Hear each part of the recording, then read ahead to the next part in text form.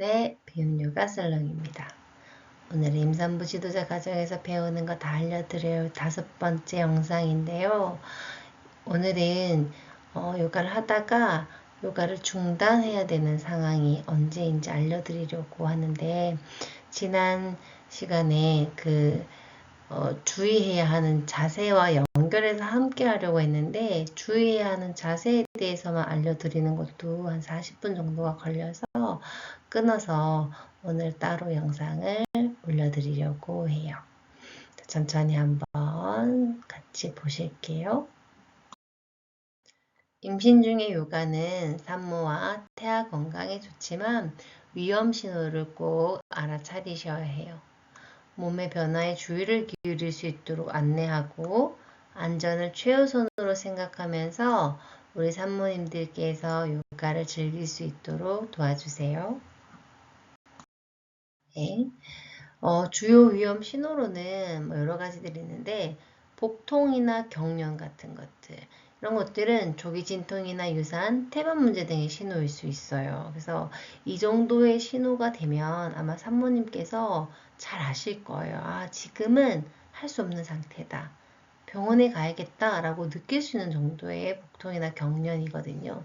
이럴 때는 이런 앞서 말씀드린 조기진통, 유산, 태원 문제일 수 있으니까 바로 즉시 중단하고 의사 선생님과 상담할 수 있게끔 하시고, 또 이런 요가 동작이 자궁 수축을 유발해서 그런 통증을 느끼실 수도 있거든요. 그래서 그런 것들도 조금 고려를 해보시고, 또 질출혈이나 비정상적인 분비물은 신중히 다뤄야 하는데, 임신 중에 자궁 경부는 혈류가 증가해서 민감해지거든요.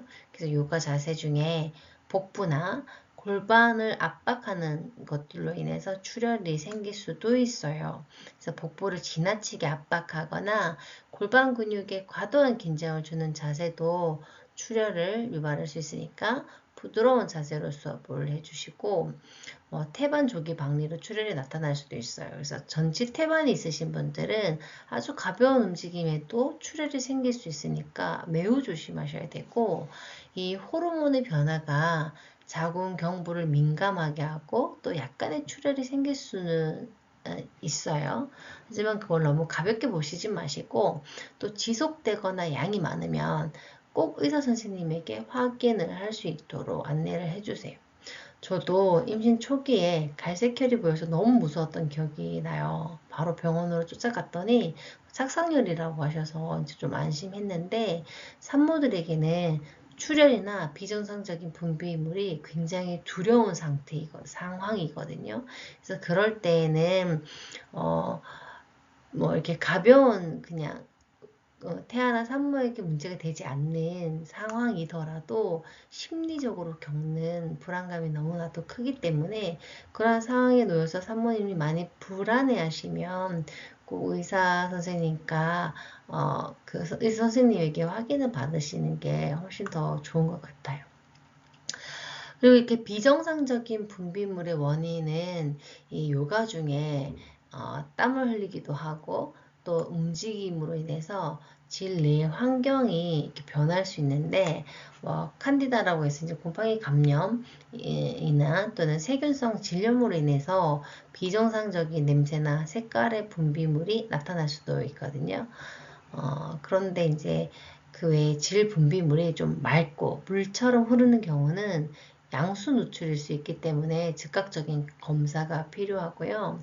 또 임신 중에는 에스트로겐 상승 때문에 분비물이 많아질 수는 있어요. 그런데 색이 노랗거나 또는 녹색이거나 또 냄새가 강하다거나 하면 이상 신호일 수 있으니까 꼭 진료를 받을 수 있게끔 해주시고, 이렇게 질출혈이나 비정상적인 분비물이 보일 때는 즉시 요가를 멈추고 안정을 일단 취하게끔 해주시고, 출혈의 양이나 색깔, 밝은 색깔의 빨강인지 갈색등인지 또는 분비물의 냄새와 색깔, 지속 시간을 기록하셔서 출혈이 미미하거나 분비물이 일시적인 경우도 있지만 문제가 지속되거나 동반 증상이 있으면 무조건 전문적 진료가 필수니까요.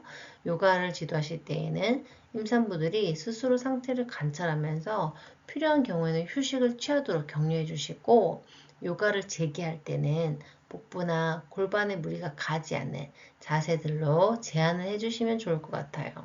그리고 요가 수련을 할 때 사모님들이 묻기도 하거든요. 어떤 옷 입어야 돼요? 뭐 어떤 매트 사야 돼요? 뭐 필요해요? 이런 거 물으셔요. 그러면 가능한 이제 요가복은 통풍이 잘 되는 옷을 입으시고, 요가 후에는 항상 깨끗하게 잘 관리하셔서 감염을 예방하는 게 좋다고 알려주셔요.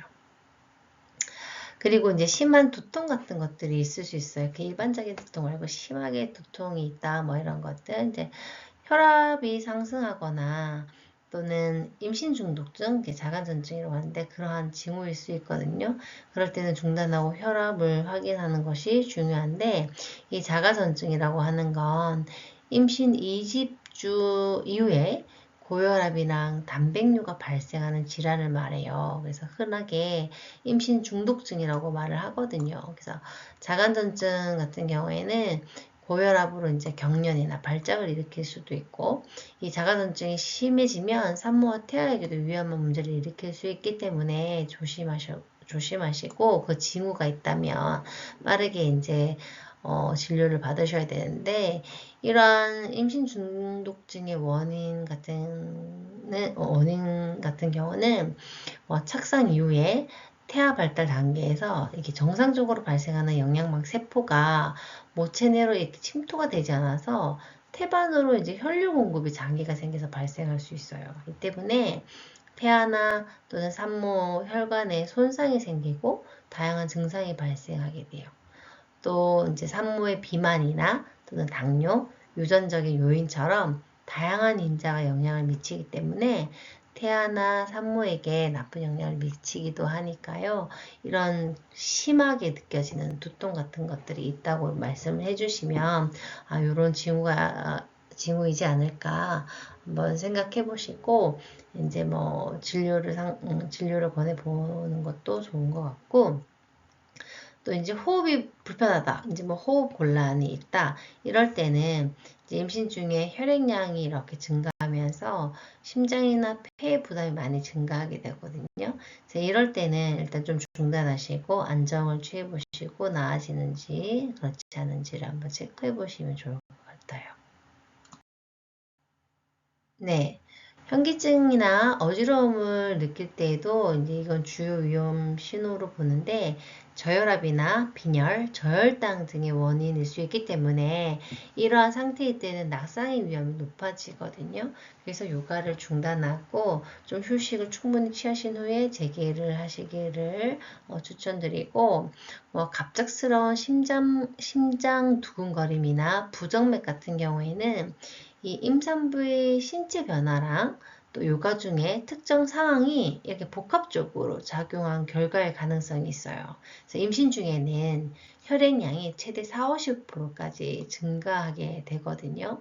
그러면 심장이 더 많이 혈액을 펌프질을 해야 하잖아요. 그래서 요가를 하면서 또 심박수가 추가적으로 올라가면 두근거림이 발생할 수도 있고, 심호흡이나 요가를 하면서 자율신경계가 활성화됐는데 그렇게 심박수 변화가 일어날 수 있는 거죠. 빠르게 자세를 막 바꾼다거나 변화시킬 때 부정맥을 유발할 수도 있고요. 또 요가 중에 천천히 일어나지 않으면 혈압이 이제 갑자기 뚝 떨어지면서 두근거리거나 어지러움이 동반되기도 하고, 또 식사 후에 시간이 오래 지났거나 요가 전에 충분한 에너지를 섭취하지 않았으면 이제 저혈당으로 심박수가 빨라질 수도 있어요.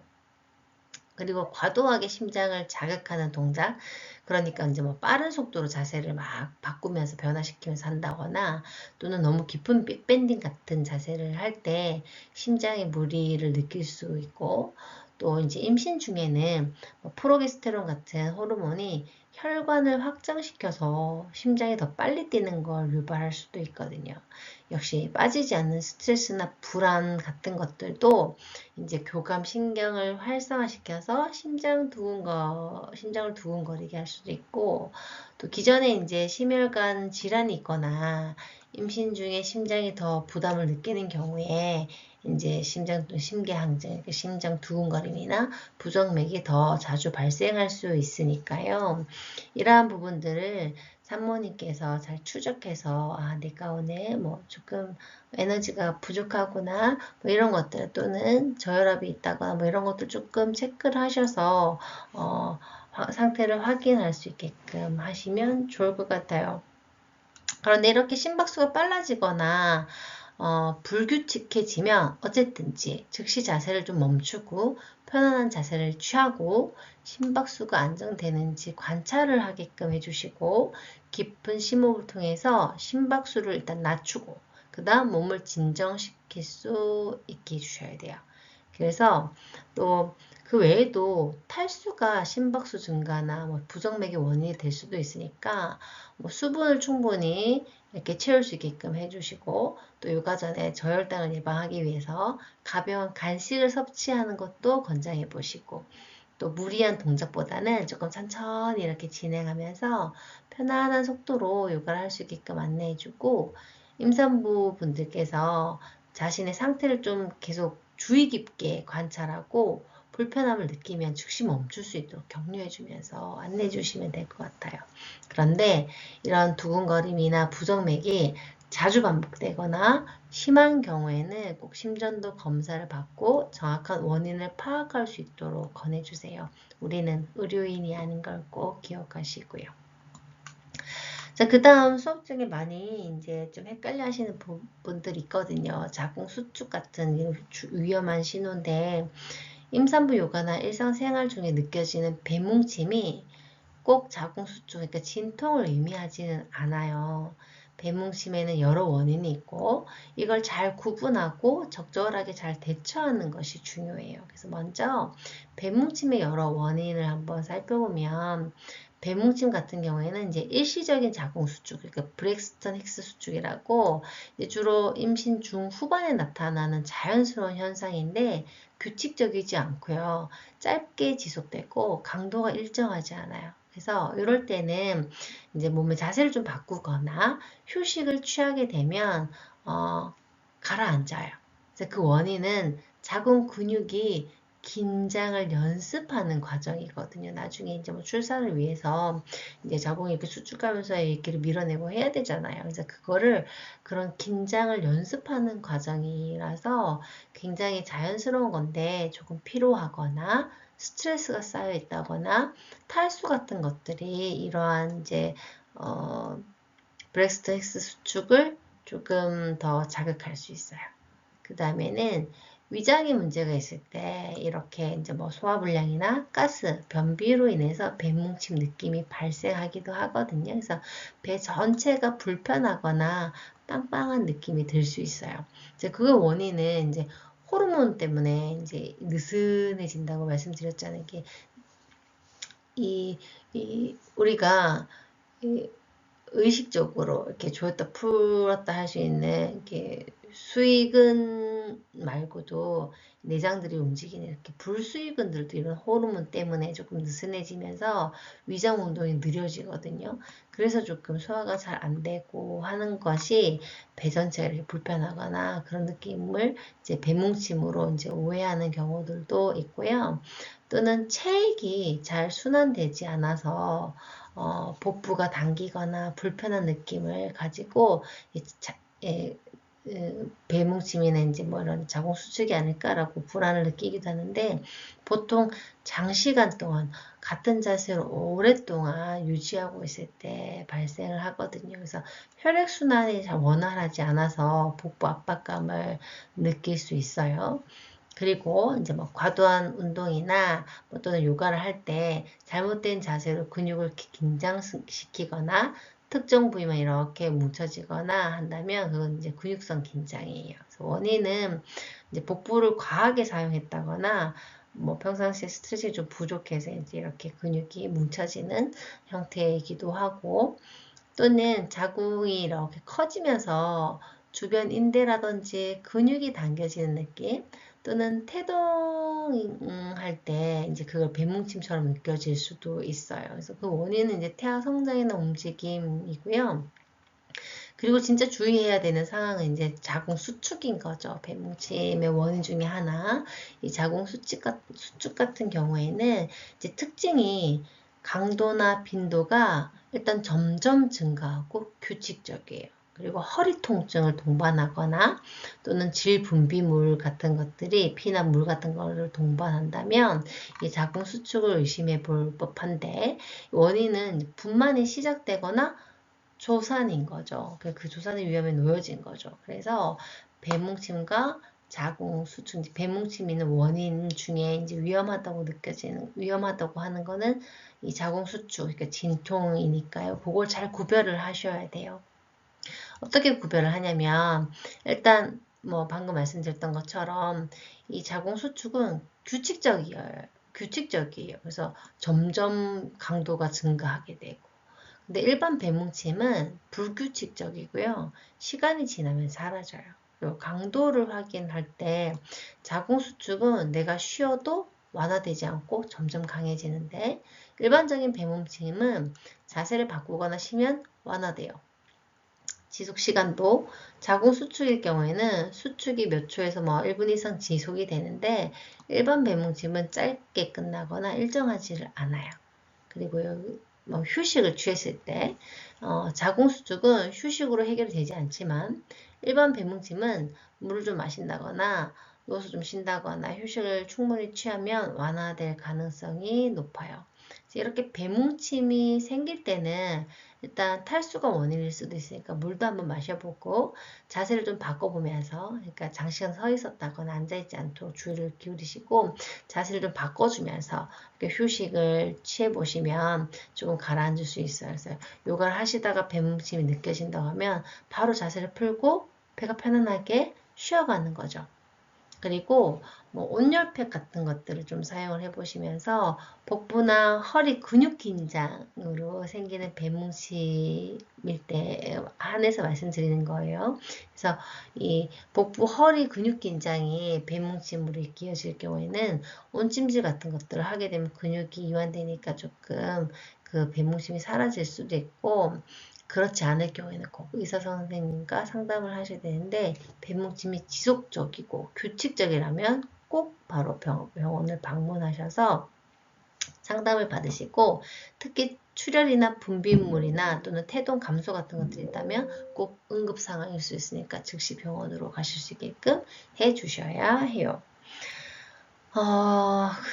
제가 느끼기에는 이제 임산부 요가 수련을 하면서 이 자궁 수축 부분에 대해서 가장 많이 불안해 하시는 것 같아요. 이제 실질적으로 자궁 수축이 있어서 병원에서 요가를 중단해라 이렇게 의사 선생님이 알려주시는 경우들이 있고 그 외에 이제 요가 수련을 하시다가 이제 선생님에게 묻는 거죠. 배가 자꾸 뭉치는데 이거 괜찮은 건가요? 뭐 이렇게 물어보시면 이렇게 배가 뭉치는 경우는 여러 가지들이 있고 뭐 이러하니까 좀 휴식을 취하고 물도 마셔보고 이제 배뭉침 좀 사라지는지 이게 배뭉침인지 정말 자궁 수축인지 조금 구별할 수 있게끔 알려주셔야 할 것 같아요. 자, 그리고 다리 부종, 다리가 갑자기 이렇게 붓는다거나 한쪽으로만 통증이 있다. 이런 것들은 좀 이 부종 자체는 임산부들에게 굉장히 정상적인데 갑작스럽게 다리가 붓는다거나 한쪽으로만 이제 부종이 생기거나 또는 그게 심한 통증을 일으킨다고 하면 심부정맥 혈전증 같은 가능성이 좀 있으니까요. 잘 살펴보셔야 되고 이렇게 다리가 갑자기 붓는 건 하지정맥류나 뭐 심부정맥 혈전증 이렇게 원인이 될 수 있는데 이 두 가지는 하지정맥류랑 심부정맥 혈전증은 원인부터가 좀 달라요. 그래서 다르게 보셔야 되는데 뭐 하지정맥류로 보게 되면 일단 정맥 내에 판막 이상으로 인해서 혈액에 역류가 발생해서 생기는 질환이거든요.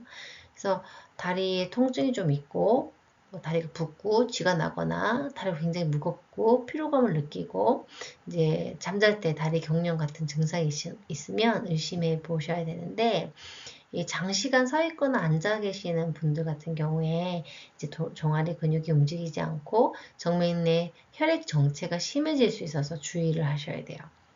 그래서 이 심부정맥 혈전증은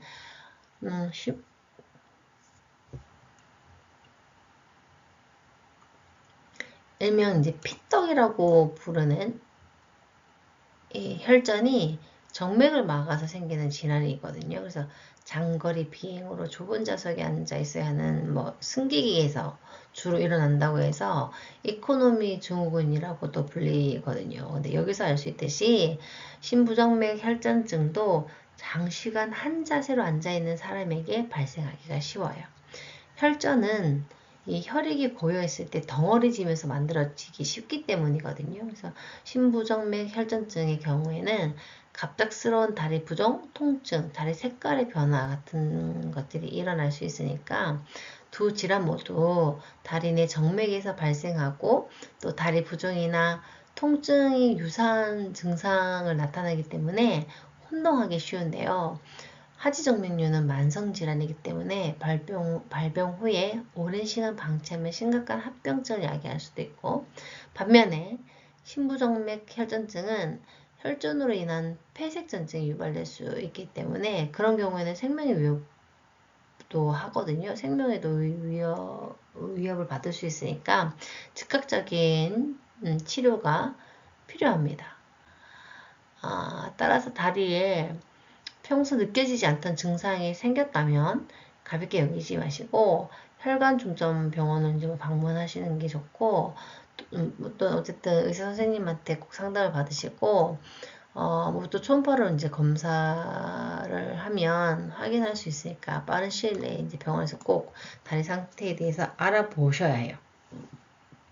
그러니까 다리 부종이 있을 때에는 산모들에게는 부종은 굉장히 자연스럽고 정상적이지만 갑작스러운 부종이나 한쪽 다리 심한 통증은 이런 것들을 의심해 보셔야 되니까 우리 선생님들께서도 산모님들께서 부종이나 이런 것들에 이제 괜찮은 건지 물어보시면 이런 부분을 잘 숙지하시고 알려주시면 좋겠습니다. 그리고 이제 위험 신호 중에 태아가 갑작스럽게 좀 움직임이 감소된다. 그러면 이제 태아의 건강 문제일 수 있거든요. 그래서 이것도 산모님들께서 수업 중에 물어보신다기보다는 저희들이 좀 미리 안내를 많이 해드려요. 요가 자세 중에 혹시나 태아의 움직임이 너무 많이 감소하거나 너무 많이 움직이면 잠깐 멈춰서 좀 쉬어가세요라고 안내를 해드리거든요. 그래서 요가 중에 특정 자세가 태아의 움직임에 영향을 줄 수 있어요. 이렇게 복부를 압박하거나 혈액순환에 영향을 줄 수 있는 자세들이 태아 활동이 일시적으로 이렇게 감소를 일으키기도 하거든요. 그래서 이제 그런 것도 잘 살펴볼 필요가 있고, 또는 장시간 같은 자세를 유지하거나 깊은 호흡이 부족할 때 일시적으로 태아에게 공급되는 산소량이 줄어서 움직임이 감소될 수도 있어요. 또는 이렇게 감소되는 게 요가 자세 같은 것들 말고 그냥 태아는 이제 하루에도 활동적인 시간이랑 태아도 어쨌든 활동하고 휴식하고 하거든요. 그래서 번갈아 가면서 하는데 요가 중에 움직임 감소가 그냥 단순히 태아의 자연스러운 휴식 시간일 가능성도 있으니까 그러한 부분들도 잘 체크를 해보시고 언제나 그렇지 스트레스가 항상 제일 좀 어디에서나 빠지지 않는 원인이 되잖아요. 그래서 임산부 분들께서 과도한 스트레스를 받거나 지나치게 이제 강한 동작을 했을 경우에 태아가 이런 막 움직이는 반응을 좀 줄일 수도 있고요. 그리고 임신 후기로 갈수록 태아가 자라면서 자궁 내 공간이 좀 좁아지고 그러니까 이것 때문에 움직임이 감소하는 것처럼 느낄 수도 있어요. 이렇게 태아의 움직임이 감소하면 어떻게 해야 될까요?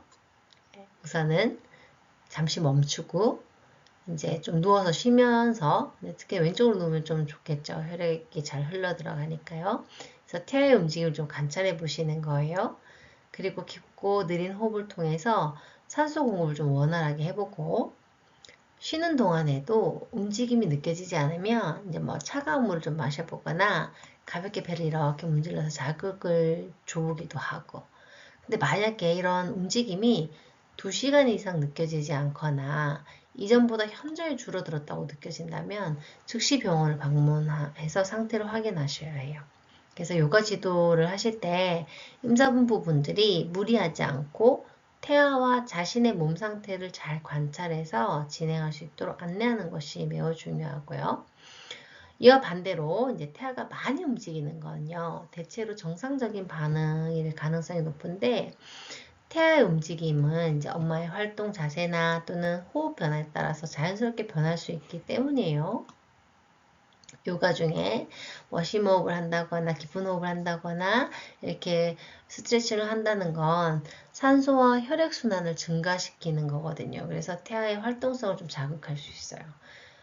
그리고 또 특정 자세가 태아에게 더 많은 공간을 좀 제공하거나 자극을 주어서 태아가 활발하게 움직일 수도 있고요.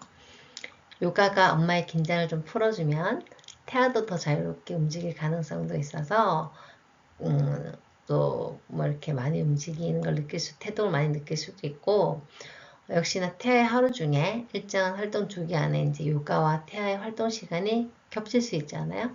그럴 수도 있겠구나 라고 보시면 되는데 주의해야 하는 몇 가지 사항도 고려를 해 보셔야 해요.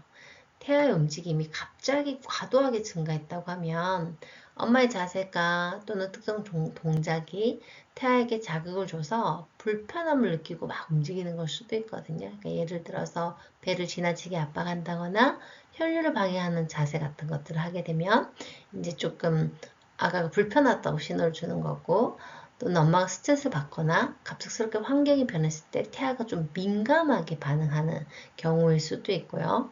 그래서 평소와 다른 이상한 움직임 패턴이 보이면 의사 선생님과 상담이 필요할 수 있으니까 그런 것들 안내해 주시면 좋고요. 대개는 태아가 좀 많이 움직이는 건 대부분 엄마와 태아가 모두 건강하다는 신호예요.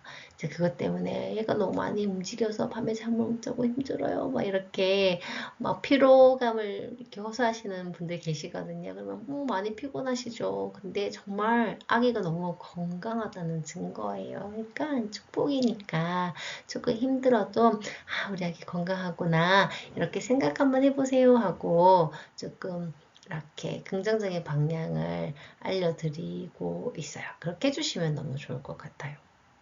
언제든지 산모님들은 이 태아의 건강이라든지 또는 본인의 피로감이라든지 아주 막 복합적으로 심리적으로 정서적으로 불안정하기 때문에 조금 선생님들께서 긍정적인 방향으로 계속 이렇게 바라볼 수 있게끔 안내해 주시면 너무 좋을 것 같습니다. 네, 그리고 또 이런 것들을 잘 알려고 하면 산모님께서 태아의 움직임 패턴을 알고 계시는 게 좋잖아요. 그래서 평상시에 우리 아기가 어느 정도 움직이고 어느 정도 쉬는지 그런 패턴을 좀 관찰하실 수 있게끔 알려주시는 것도 좋고요. 수업을 하실 때에는 이제 우리 선생님들께서 요가를 지도할 때 임산부분들께서 지나치게 몸을 긴장하지 않도록 조금 유도해 주시고 태아 움직임에 좀 민감하게 반응할 수 있도록 계속해서 관찰하면서 태아와 좀 교감하실 수 있게끔 해주시면 좋겠습니다.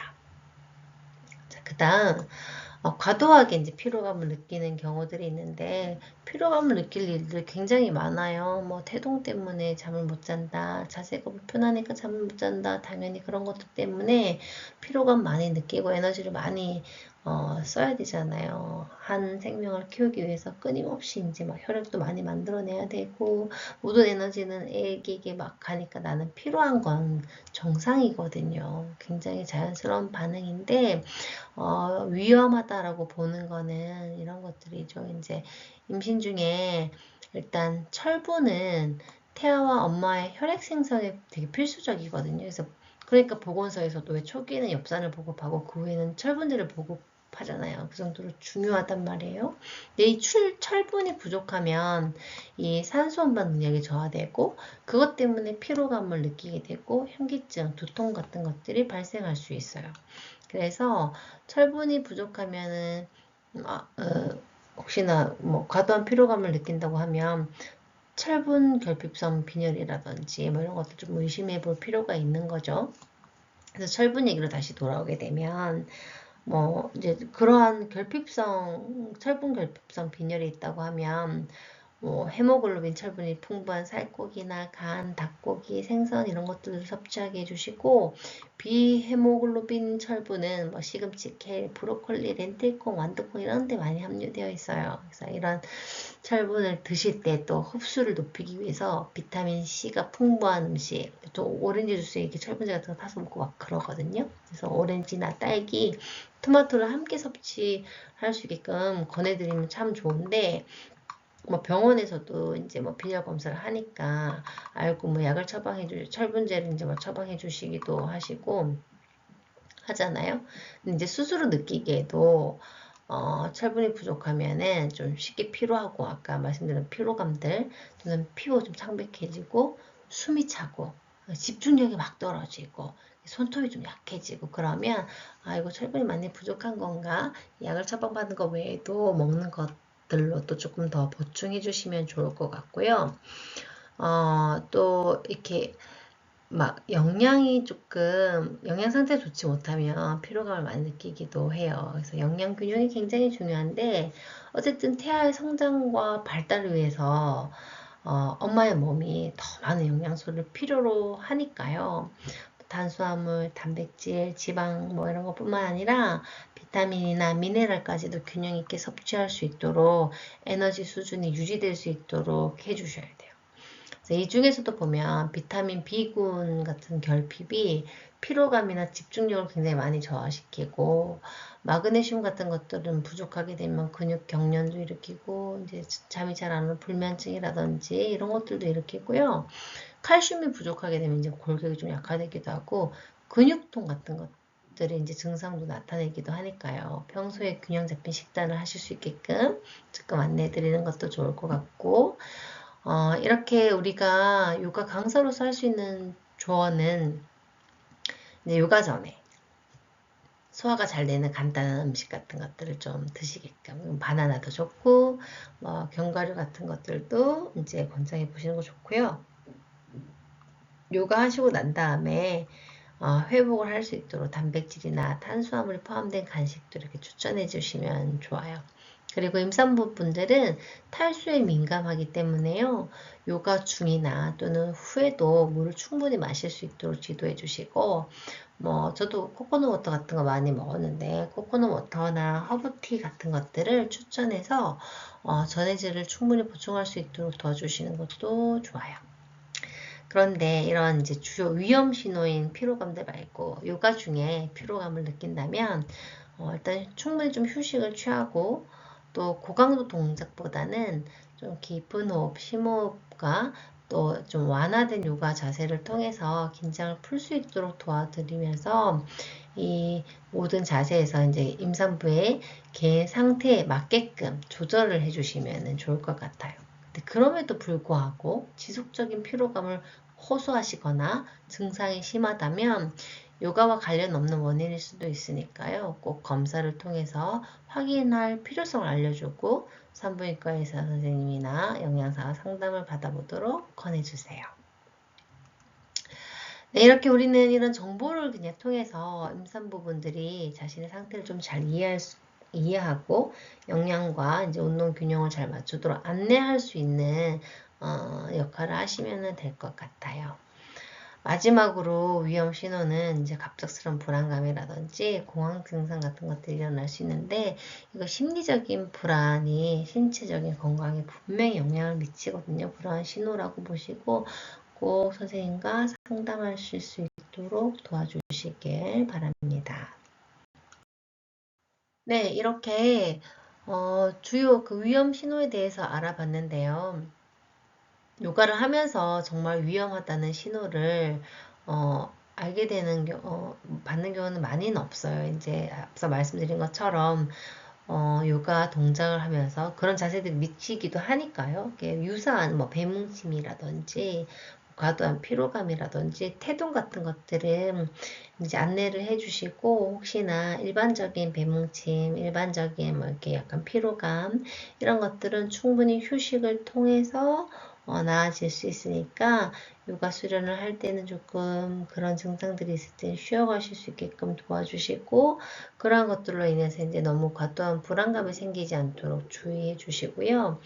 또 그런 것들이 이제 지속되거나 증상이 심하다면 이제 이런 위험 신호일 수 있으니 꼭 의사 선생님하고 상담하시고 진료 받으시고 확인해 주실 수 있게끔 해 주시는 게 진짜 좋을 것 같아요.